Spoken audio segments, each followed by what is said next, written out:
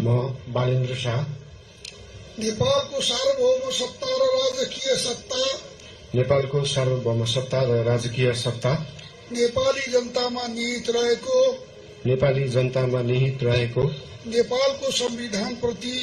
नेपालको संविधानप्रति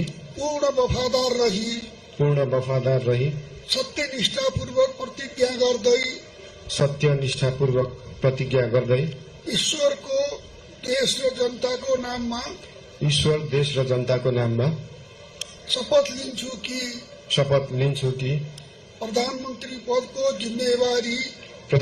पदको जिम्मेवारी प्रचलित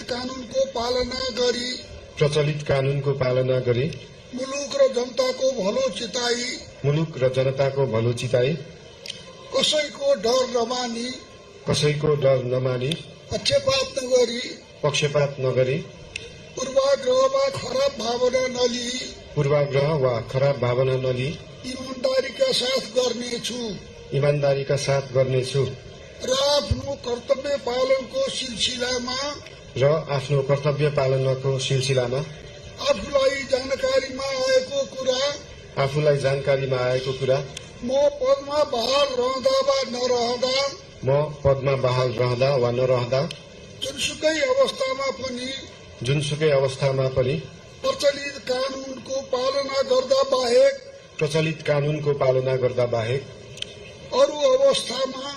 अरू अवस्थामा